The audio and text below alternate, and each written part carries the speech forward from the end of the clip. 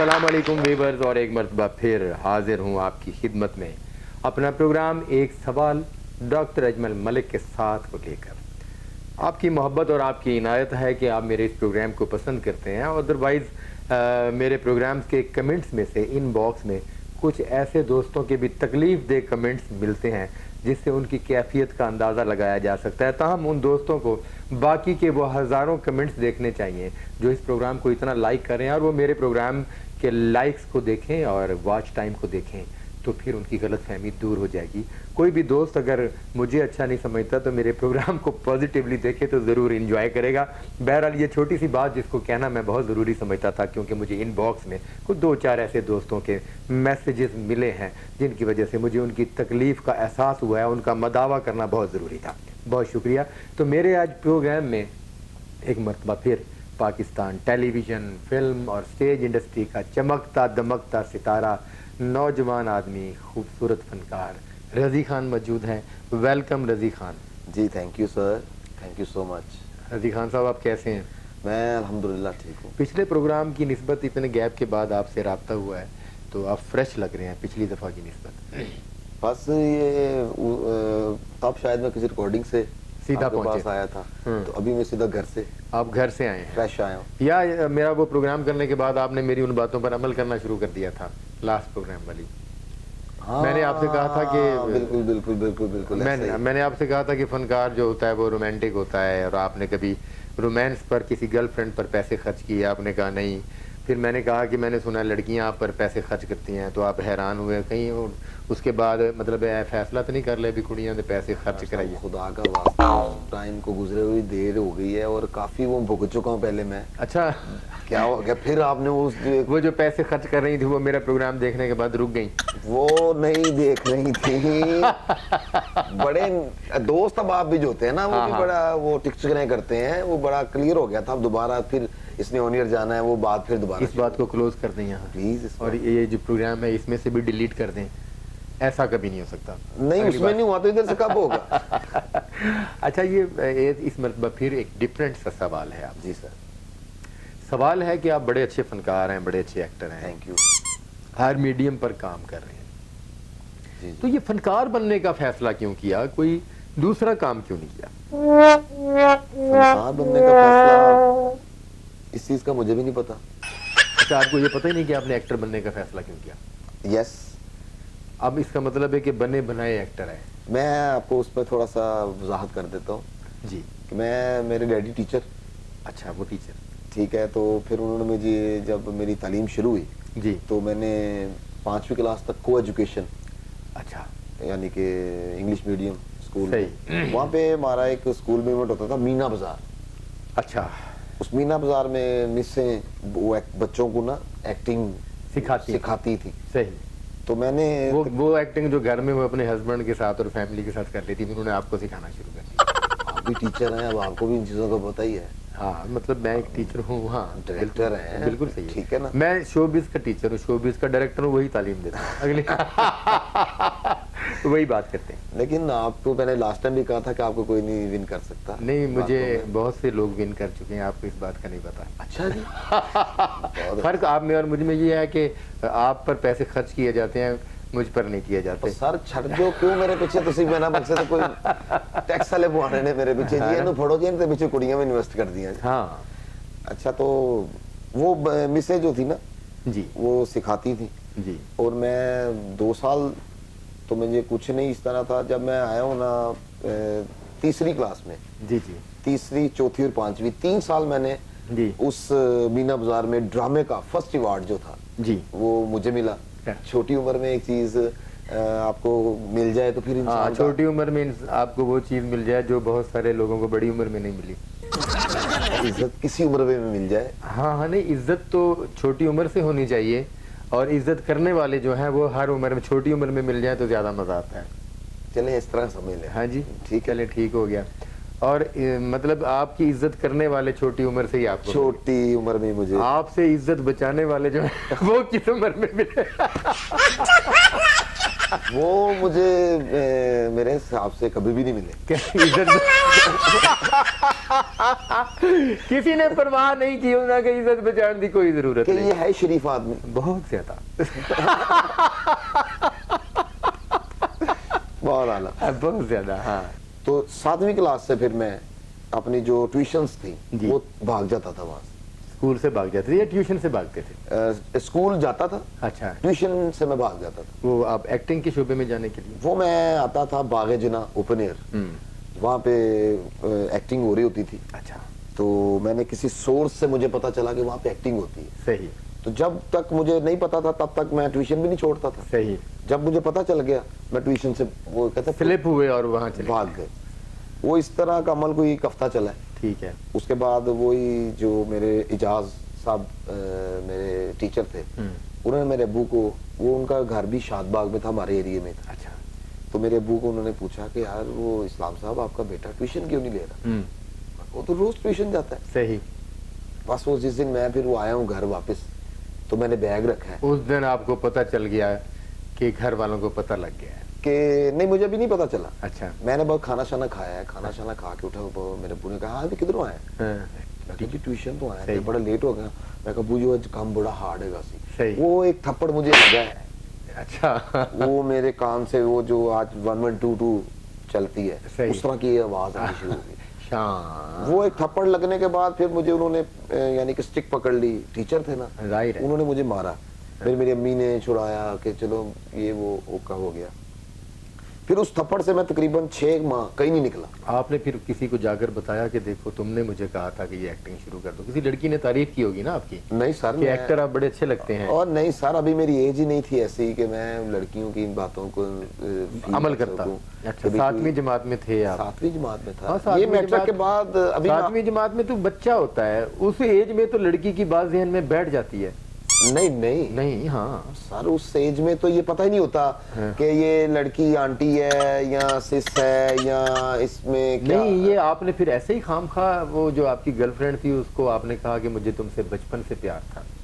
जब आपको बचपन में 7वीं जमात में होश ही नहीं था तो आपने जवान होकर उसे क्यों बताया कि मुझे तुमसे बचपन से प्यार था? डॉक्टर साहब, ये एक फर्जी बात होती है। अच्छा, ये आप स्क्रिप्टेड बात होती है। मतलब आपने उससे झूठ बोला? सुन लीजिए, आपने ये प्रोग्राम देखना है। नहीं, मैं ये नहीं कह रहा कि मैंने ये कहा है। मैं कह रहा हूँ अगर कोई भी किसी को इम्प्रेस करने की कोशिश करे तो यही कहेगा मैंने आपको फलां टाइम देखा, तो तब से मुझे रह गया, या मैंने आपकी आईज। ऐसा आपने नहीं कहा था? नहीं, ऐसा मैंने। हालांकि मुझे पता चला कि उसी ने आपकी एक्टिंग की तारीफ की और आप एक्टर बन गए। हालांकि आप आर्मी में जाना चाहते थे या आप डॉक्टर बनना चाहते थे, इंजीनियर, कितने अच्छे अच्छे शोबे थे, आप छोड़कर एक्टिंग लाइन में आगे वाई? सर, आपको किसने कह दिया कि मैं इन शोबों में जाना चाह रहा था? आप नहीं जाना चाह रहे थे सर? नहीं, उन शोबों में कौन सी कमी है कि वो छोड़कर आप इस शोबे की तरफ आए? नहीं सर, मैं उन शोबों में किसी को कमी नहीं कह रहा। हाँ, कि मैं किसी भी शोबे में नहीं जा सकता था। अच्छा। उसकी वजह यह है कि मेरे ब्लड के अंदर ही एक्टिंग थी। वाह, बहुत खूब। और ये हकीकत बात है कि जो पैदाइशी फनकार होता है, आप उसको लाख कोशिश करें कि वो इंजीनियर बन जाए, डॉक्टर बन जाए, साइंसदान बन जाए, नहीं, वो फनकार है, उसने फनकार ही बनना है। उस पर ज़बरदस्ती मुसल्लत करके आप उसका शोबा अगर चेंज कर सकते हैं तो आप कर लेंगे।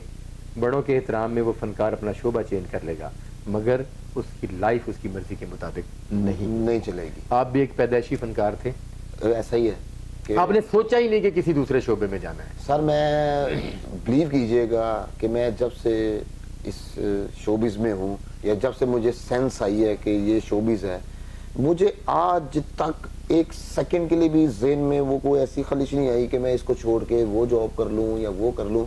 उसमें मुझे ये चीज़ माइंड में रखते हुए अल्लाह ने मेरी मदद ये की हुई है कि मेरी प्रॉपर लाइफ बड़ी खूबसूरत तरीके से, मुझे इतना बजट आ जाता है इसमें। अभी मेरी जितनी स्कोर है, जितना मैंने इस पिच पे खेला है जी, उस हिसाब से मुझे बहुत अच्छी पेमेंट मिल रही है। ठीक हो गया, बहुत अच्छी व्यूवरशिप है। आपको नहीं, आप माशाल्लाह इस वक्त एक अच्छे फनकारों की लिस्ट में आपका नाम शामिल है। बहुत कम आर्टिस्ट ऐसे हैं जिन पर अल्लाह की रहमत हुई है और वो बड़ी जल्दी सर्वाइव कर रहे हैं, और आप उनमें से हैं कि जल्दी सर्वाइव कर रहे हैं। आप गुड लुक हैं, आप अच्छा बोलते हैं, अच्छा एक्ट करते हैं, मतलब यही कुछ। थैंक यू, ये आपका ज़रफ़ है। और आप इतना कुछ समझते हैं ये आपकी मेहरबानी है? नहीं, ये समझने की बात नहीं है। मैं बगैर आजमाए किसी को नहीं समझता। मैंने आप पर बड़े अच्छे बड़े मजबूत कैरेक्टर्स के का बोझ डाला है, और रज़ी खान ने हमेशा मेरे ड्रामे में एक अच्छा किरदार निभाया, और मैंने जो बोझ इस पर डाला है उसको इस खूबसूरती से इसने अदा किया है, तो मुझे मज़ा आ गया। और मैं समझता हूँ कि रज़ी खान एक ऐसा फनकार है जिस पर किसी ड्रामा, टेलीविज़न सीरियल या फिल्म के मेन कैरेक्टर का बोझ डालकर उस प्रोजेक्ट को हिट कराया जा सकता है। सर थैंक यू, बड़ी मेहरबानी। तो आपने कभी सोचा कि ये शोबा ठीक नहीं है? वालदैन ने भी मुखालफत की, रिश्तेदारों ने की होगी मुखालफत। आज तक कुछ रिश्तेदार ऐसे होंगे जो इस काम को अच्छा नहीं समझते होंगे, आपके इस काम को। उस मार के बाद मुझे मेरे अब्बू ने फिर वही हरकत करते हुए देखा, फिर उन्होंने मुझे बिठा लिया। पढ़े लिखे लोग थे, सही, अल्लाह उनको जन्नत में जगह दे। आमीन। भाई तू की करना है? ठीक है, मैं कहा जी मैं एक्टिंग करनी। ठीक है, उन्होंने मुझे एक बात कही, सही, बड़ी खूबसूरत बात। उन्होंने कहा पुत्र तेरिया जवान भैनों ने कहा, बिल्कुल ठीक, मैं टीचर हाँ, मैं इस इलाके दे विच बड़ी मुश्किल इज्जत बनाई, वाह बड़ी मुश्किल। वाह, दो काम तू करने ने, दो काम ऐ ने कि अगर तू कर ले तो मेरी सारी जिंदगी ली दुआवां तेरे नाल। वाह माशाल्लाह। एक ते इस दरवाजे दे उत्ते आके कोई बैल दे के ना कहे कि मैं ओदे कोलों पैसे लेने। वाह, मैं ओदे कोलों कर्जा लेना है। क्यों कि तू घर नहीं होगा तो को तेरियां सिस्टरां दरवाजा खोल सकदी है, तेरी अम्मी दरवाजा खोल सकदी है, तेरी भाभी दरवाजा खोल सकदी वाह, है। बहुत वो अच्छा। गैर महरम नाल उन्हां दी गुफ्तगू हो जाएगी। वाह। उस गैर महरम दी गुफ्तगू नूं महदूद रखण वास्ते ऐसा काम ना बाहर करें कि जिदे नाल लोग तेरे घर पैसे लेना। बहुत अच्छा। दूसरा कोई गिला शिकवा ना। जी, दूसरा उन्होंने स्ट्रेट फॉरवर्ड, अगर तेनू इस तेरी लाइन दे विच कोई ऐसा जी मिलदा है कि जिन्हों तू कहे मैं नाल शादी करना चाहना ते साडे नाल तेनू इजाजत है शादी कर लें तो हम बाहर छड़ के ना आए। वाह, ये बहुत खूब। ये उन्होंने कि शादी कर ले ना, उसमें से होने वाली औलाद को कभी फिर छोड़ कर ना कोई चोरी ना कोई ऐसा हरकत करना कि वो कोई ऐसा हो, वो जहाँ हो मैं बता देना, हम लोग तो तुम्हारी वहाँ पे शादी कर देंगे। ठीक हो गया, और बड़ी खुशी से करेंगे। बहुत अच्छे। तो मेरी फैमिली के आ जाए, फैमिली में मुझे आज तक मेरे साथ एक बड़ी गुड लक रही है कि मेरी फैमिली के अंदर मेरे कजन्स, मेरी कजनें, मेरी सिस्टरें, मेरी भतीजे भतीजी हैं, इन्होंने जितनी भी मेरी परफॉर्मेंस देखी है ना, सही, उस सारी परफॉर्मेंस में कोई गिल्टी नहीं है। खूबसूरत काम किया, खूबसूरत काम रहा है कि उनको एक ऐसा नहीं, कोई फिक्र ऐसा नहीं आया मेरी रिकॉर्डिंग्स के अंदर, जो मेरे स्टेज प्ले भी है जी, और जो मेरा टीवी के भी जितने भी हैं, सही, उसमें अंदर कोई मेरा ऐसा कैरेक्टर नहीं है जिस कैरेक्टर को सुन के मेरे भाई मोहल्ले में परेशान फिर रहे हो, यार साडे भरा ने की कहता है यार, ये नहीं होना चाहिए था। वो मेरे अल्लाह ने मुझे बड़े अच्छे सीनियर्स मिलते रहे, बड़े अच्छे डायरेक्टर्स मिलते रहे, बड़े। लाहौर में जब मैं एंटर हुआ हूँ, मुझे सबसे अच्छा प्लेटफॉर्म, मुझे रनिंग प्लेटफॉर्म मिला, बड़ा खूबसूरत प्लेटफॉर्म था अली रजा साहब। सही, उनके प्लेटफॉर्म पे मुझे आते ही बड़े प्रोड्यूसर करने का, अल्लाह उनकी जिंदगी करे, उन्होंने बड़ी खिदमत है उनकी। जी जी जी, उनकी टीम में मैं जब काम कर रहा था, उनकी टीम में सारे सीनियर्स थे। उनमें नासिर चन्योटी साहब भी थे, ठाकर साहब भी थे, नसीम विकी साहब थे, और कैसर प्रिया साहब, गुलफाम साहब, और काफी लोग जो यानी कि इस चीज की सेंस रखते थे। बिल्कुल सही। मैंने उन लोगों के अंदर काम जब किया ना आके, तो वो मुझे सेंस आनी शुरू हो गई कि जो मैंने आउटडोर में काम किया है, अब उस काम को अगर मैं थोड़ा सा एडिट करके इस तरह करूंगा तो ये भी इसी तरह कर रहे हैं, तो मैं भी इस पब्लिक के साथ चल सकता हूं। बहुत खूब। आप जो है मुतमिन है कि पाकिस्तान में एक्टर के साथ सरकारी तौर पर या गैर सरकारी तौर पर जो सलूक हो रहा है, या एक्टर का जो मकाम होना चाहिए पाकिस्तान में, आप उससे मुतमिन है? वो है नहीं, मैं उससे बिल्कुल मुतमिन नहीं। उसमें ये है कि आप माशाल्लाह वो लोग बैठे हुए हैं कि मैं जिन लोगों का नाम लूंगा उन लोगों के साथ आपका बैचमेट भी है, आपने लोगों के साथ काम भी किया हुआ है जी। हमने जब अपने सीनियर्स को देखा, सही, उन सीनियर्स को देखा कि जिनके लिए बड़े से बड़ा वडेरा, रिच मैन जी, बड़े से बड़ा प्रोड्यूसर, सही, ये लोग उन एक्टरों को मिलने के लिए ख्वाहिश रखते थे। अच्छा, यार बिल्कुल सही, ऐसा ही है। यार आज मेरे पास कहीं अमानुल्लाह साहब बैठ जाए ना, वाह वाह, तो यार उनकी मेहरबानी है। यार आज मेरे पास बब्बू बराल साहब बैठ जाए ना, तो मेहरबानी है, यार बब्बू बराल साहब मिल सकते हैं। लोग अपनी बेटी को लाके, बीवी को लाके, बहुओं को लाके उनके साथ पिक्स मिला रहे हैं, पिक्स बनवा रहे हैं, प्लीज ऑटोग्राफ ले रहे हैं। मैं उसमें डॉक्टर्स फैमिली भी है, ऑफिसर्स फैमिली है, बिल्कुल सही। उन लोगों ने अपनी इज्जत बनाई। बहुत अच्छी। मेहनत की, मेहनत की, इज्जत बनाई। इज्जत सर आपको देने वाला तब भी देगा जब आपका बर्तन होगा, तो आपके अंदर कोई चीज आएगी। आपने अपनी इज्जत खुद बनानी है। अगर आप, वो कहते हैं ना समझदार और सियाने लोग, कि अपनी इज्जत आप करानी पैंदी है। जी जी जी। हाँ। तो उन्हीं सीनियर्स के पास बैठ के हमें ये तालीम मिलती थी कि भाई ਜਦੋਂ ਤੁਸੀਂ थिएटर ਦੇ ਉੱਤੇ ਆਣਾ ਹੈ ਨਾ, सही, ਤੇ ਉਹ ਜਿਹੜੀ ਲਾਈਟਾਂ ਜਲ ਰਹੀਆਂ ਨੇ ਨਾ, ਉਹਨਾਂ ਨੇ ਕੀ ਦੀਵਾਰ ਸਮਝਣਾ। गुड, ਉਸ ਦੀਵਾਰ ਨੂੰ ਕੋ ਫਲਾਂਗ ਕੇ ਜਾਓਗੇ ਨਾ, ਤੇ ਕਿਸੇ ਦੇ ਘਰ ਵੀ ਤੁਸੀਂ ਫਲਾਂਗ ਕੇ ਜਾਓਗੇ, ਕੁਝ ਚਪੇੜ ਪਏਗੀ। वाह। ਤੇ ਤੁਸੀਂ ਜਦੋਂ ਉਹਨੂੰ ਫਲਾਂਗੋਗੇ, ਉਹ ਚਪੇੜ ਪਏਗੀ ਪਬਲਿਕ ਕੋਲੋਂ, ਪਬਲਿਕ ਵੀਵਰਸ਼ਿਪ ਨਹੀਂ ਬਣੇਗੀ, ਪਬਲਿਕ ਤੁਹਾਡੇ ਤੇ ਲਾਫਟਰ ਕਲੈਪ ਕਰ ਜਾਏਗੀ, ਲੇਕਿਨ ਉਹ ਇੱਕ ਤੁਹਾਡੀ ਇੱਜ਼ਤ ਰਿਸਪੈਕਟ ਜਿਹੜੀ ਨੂੰ ਬਾਹਰ ਆ ਕੇ ਤੁਹਾਨੂੰ ਉਹ ਨਹੀਂ ਦੇਗੀ। ਤੇ ਜਦੋਂ ਤੁਸੀਂ ਉਹਨਾਂ ਨੂੰ ਬਿਲਕੁਲ ਇਗਨੋਰ ਕਰਕੇ ਆਪਣੇ ਕੰਮ ਨਾਲ ਵਰਕ ਰੱਖ ਕੇ ਜਾਓਗੇ, ਉਹ ਇੱਕ ਤਾਂ ਜਸੂਸ रहेगा, यार ये बंदा कभी मिल जावे ना, तो वो लोग इज्जतदार हो जाते हैं, और जो लोग फौरन से पहले उनके साथ डायरेक्ट हो जाते हैं, उनकी इज्जत खत्म हो जाती है। मतलब कहने का ये है कि शोभा कोई भी हो, जी जी, उसमें मतलब इस बात से डिसहार्ड मत हुआ जाए कि माशरे में कुछ लोग आपको बुरा कहते हैं। नहीं नहीं, इस बात का सद्देबाब किया जाए कि वो क्यों आपको बुरा कहते हैं, वो क्या प्रॉब्लम है। आप उन खामियों को अपने आप से दूर करें, अपने उस शोबे से दूर करें, कि आप पब्लिक के लिए, उस पब्लिक के लिए आप भी मोहतरम हो जाएं और आपका शोबा भी मोहतरम। बिल्कुल बिल्कुल बिल्कुल। बहुत खूबसूरत बातें। रजी खान साहब से उन्हीं सवाल था कि एक्टर ही क्यों बन गया, और उन्होंने बड़ी खूबसूरती से वो सारा माहौल बताया कि वो क्यों एक्टर बने, वो किसी और शोबे में क्यों नहीं गए। उन्होंने किसी और शोबे का सोचा ही नहीं था, क्योंकि वो पैदाइशी फनकार था, और आज भी वो एक खूबसूरत फनकार है। और अल्लाह ताला इस फनकार को रहती दुनिया तक कायम दायम रखे, और इसके काम को दुनिया के लिए एक मिसाली काम बना दे, क्योंकि एक नौजवान फनकार है। और मैंने हमेशा नौजवान फनकार और ख़ास तौर पर मेहनत करने वाले फनकार। सर इसमें सॉरी मैं आपको थोड़ा सा कर रहा हूँ, मैं एक बात ज़रूर करना चाहूँगा जो अमानुल्लाह साहब ने मुझे कही थी। जी जी, वो आज वक्त बना हुआ है, वो लिंक होएगी इंशाल्लाह बाहर। जी जरूर जरूर। कि मैं एक ड्रामा करने आया हूँ महफिल थिएटर में, घर से बिल्कुल परफेक्ट, बाई गॉड ये सच्ची बात है, मेरे अब्बू को मैं दबा रहा था। अच्छा, दबा के तो मैं कहा लो जी मैं जा रहे हैं, तो कहते चल खैर नाल जा। तो मैं थिएटर आ गया हूँ, थिएटर आके कुछ टाइम घंटा को गुजरा है, उसके बाद आवाज असिस्टेंट ने लगाई भी गेटअप में आ जाओ। हम लोग गेटअप करने चले गए, मैं गेटअप करके एक कमीज का बाजू मैंने पहन लिया, दूसरा मैं पहन रहा था, तो मुझे गार्ड आया है महफिल थिएटर का एक दोस्त, उसने आके कहा ਤੁਹਾਡਾ छोटा भरा बाहर ਤੁਹਾਨੂੰ बुला रहे हैं। तो मैं उसी कमीज को पहनते हुए बाहर आया, तो मैंने देखा मेरा छोटा भाई रो रहा है। अच्छा, मैं कहा क्यों है, उसने अब्रप्टली बता दिया एकदम से उसने बताया कि असि यतीम हो गए। Oh my God. तो वो ड्रामा मेरा था। हाँ जी।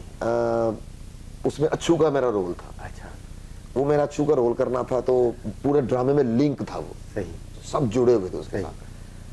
तो मैं बिल्कुल चुप, ना रो रहा हूँ ना कुछ, अपने छोटे भाई को मैं कवर करने की कोशिश कर रहा हूँ कि यार ये किसी तरीके से इजी हो जाए। उसको पानी पिला रहा हूँ, तारक टैडी साहब आ गए, नासर चन्यूडी साहब आ गए, वो भी ड्रामे में थे, मान साहब बैठ गए।